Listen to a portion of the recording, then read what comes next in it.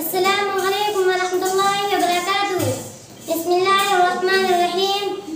الحمد للہ رب العالمین، والصلاة والسلام علی سید الانبیاء والمرسلین، محمد وعلی آلہ واصحابہ اجمعین، اما بعد، اعوذ باللہ من الشیطان الرجیم، بسم اللہ الرحمن الرحیم۔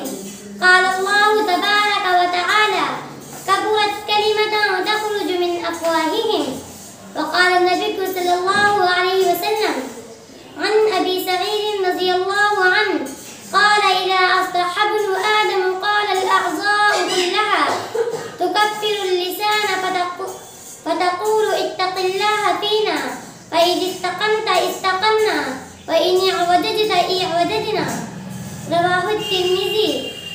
میری خاموشی کا احترام کیا کرو، میری خاموشی کا احترام کیا کرو، میرے الفاظ تم سہ نہ پاؤ گے۔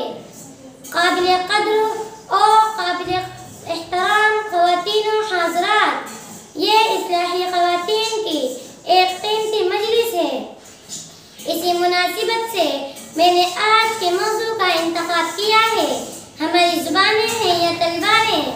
آئیے سب سے پہلے خطبہ میں پڑھی ہوئی روایت کا ترجمہ دیکھیں تو عنوان کی اہمیت کا بھی اندازہ ہو جائے گا۔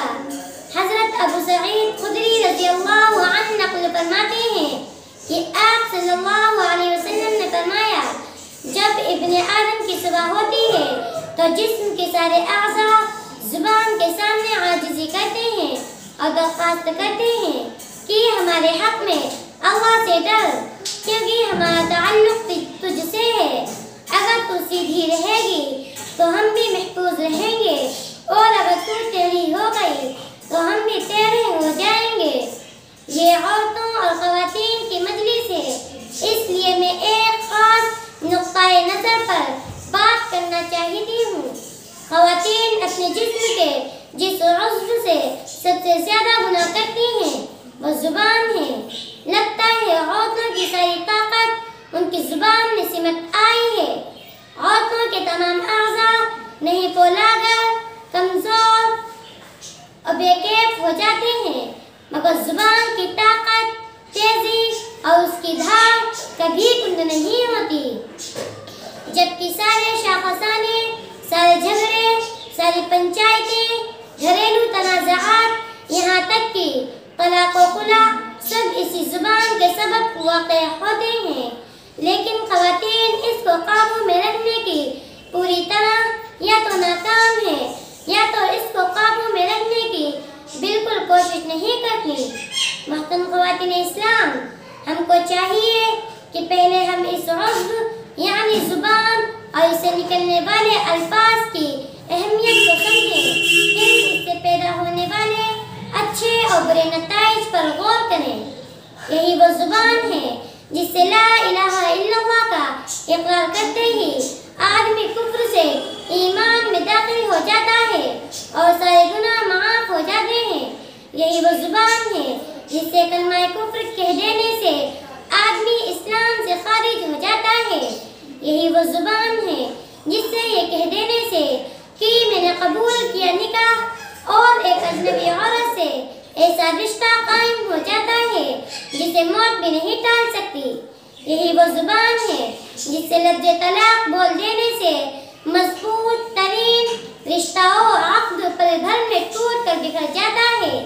یہی وہ زبان ہے جب توبہ و استغفار کے کلمات بولتی ہے تو رب الجلال بڑے سے بڑا گناہ معاف فرما دیتے ہیں۔ یہی وہ زبان ہے جب تلاوت کرتی ہے تو رجسٹر کے رجسٹر نیکیوں سے پر ہو جاتے ہیں۔ یہی وہ زبان ہے جب اپنے پروردگار کے سامنے آہوزاری کرتی ہے تو مقدر بدل جاتے ہیں۔ یہی وہ زبان ہے جب غلط چلتی ہے تو خون کے دریا بہہ جاتے ہیں۔ یہی وہ زبان ہے جب بے مہار ہوتی ہے تو پل کے پل میں لاشوں پہ لاشیں گرنے لگتی ہیں۔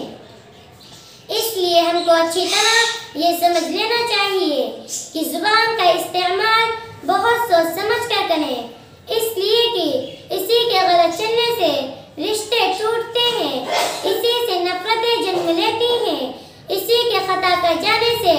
خاندان بگڑتے ہیں، گھرانے ٹوٹ کر تقسیم ہو جاتے ہیں۔ جراحات السنان لها التیام، جراحات السنان لها التیام ولا یلتام ما جرح اللسان۔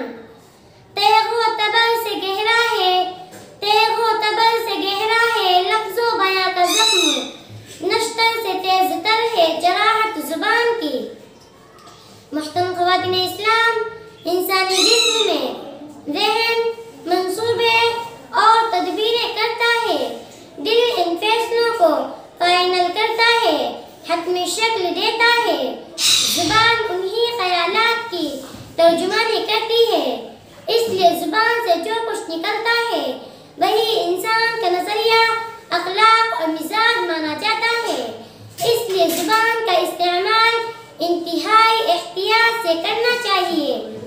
آپ جب تک خاموش رہتی ہیں تب تک آپ کی صلاحیتیں، آپ کا وقار اور آپ کی شخصیت محفوظ اور غیر متعارف ہوتی ہے، اور بولتے ہی آپ کا تعارف اور آپ کی قابلیت، اہلیت اور نااہلی سامنے آ جاتی ہے۔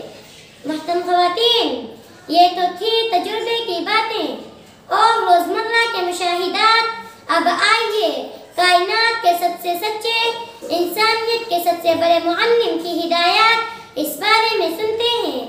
پہلے تو اسی روایت کو دیکھیے جس میں حضور صلی اللہ علیہ وسلم نے فرمایا کہ صبح ہوتے ہی جسم کے سارے اعضاء اور آرگنز زبان سے درخواست کرتے ہیں کہ ہمارے حق میں اللہ سے ڈر، کیونکہ ہمارا تعلق تجھ سے ہے۔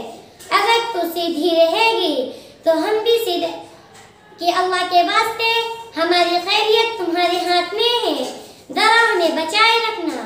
اور یہ سچ ہے کہ گالی دیتی ہے زبان، جوتے پڑتے ہیں سر پر، گالی دیتی ہے زبان، ڈنڈے پڑتے ہیں پورے جسم پر، خطا کرتی ہے زبان، قید خانوں میں بند ہوتا ہے پورا جسم۔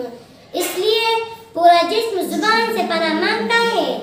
ہماری بوڑھی بزرگ عام طور سے ایک جملہ بولتی ہیں کہ ایک چپ 100 بلا ٹالتی ہے، یہ تو ان کا تجربہ ہے، لیکن نبی اکرم صلی اللہ علیہ وسلم کے ارشاد گرامی کا یہی دراصل ترجمہ ہے۔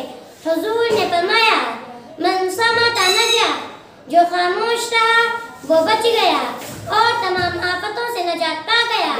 ایک جگہ فرمایا، من یضمن لی ما بین لحییہ وما بین قدمیہ اضمن لہ الجنہ، جو مجھے 2 چیزوں کی حفاظت کی گارنٹی دے میں اس کے لیے جنت کی ضمانت لیتا ہوں۔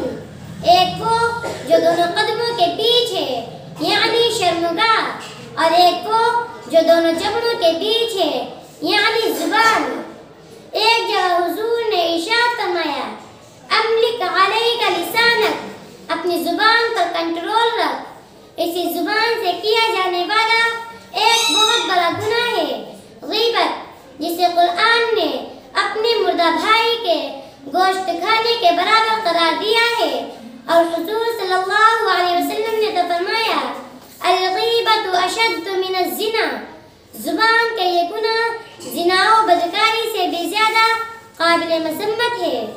غیبت زبان سے ہوتی ہے جس سے رشتوں کو گرہن لگ جاتا ہے، چغلخوری بھی زبان سے ہوتی ہے جس سے کنبے بکھرتے ہیں، لگائی بجھائی بھی اسی زبان سے ہوتی ہے جس سے گھر کے گھر اجڑ جاتے ہیں۔ اللہ تعالی لگائی بجھائی کرنے والی عورت کو قیامت میں 2 زبانیں دیں گے، اور وہ دونوں آگ کی زبانیں ہوں گی۔ ایک جگہ حضور صلی اللہ علیہ وسلم نے ارشاد فرمایا، سباب المؤمن فسوق، کسی بہن کو ایسی بات کہہ دینا جو اس کو ناگوار گزرے، یہ گناہ کبیرہ ہے۔ جس نے زبان روک لی وہ پا گیا نجات، جس نے زبان روک لی وہ پا گیا نجات۔ کم بولنا ہے اصل کرامت زبان کی، قینچی کا مثل اس کو چلائے نہ رات دن، قینچی کے مثل اس کو چلائے نہ رات دن، زحمت بنے نہ حشر میں نعمت زبان کی۔ آئیے عہد کریں کہ اپنی زبانوں سے کسی کو اذیت نہیں پہنچائیں گے، اپنی زبان کو قابو میں رکھیں گے، زبان کا استعمال مثبت کریں گے، اس کو خیر کے لیے استعمال کریں گے، لوگوں کو زخم بھرنے، ان کے دلاسے دینے، ان کے لیے دعا کرنے میں استعمال کریں گے۔ اللہ ہمیں توفیق اور حوصلہ عطا فرمائے، آمین۔ وما علینا الا البلاغ۔ السلام علیکم ورحمۃ اللہ۔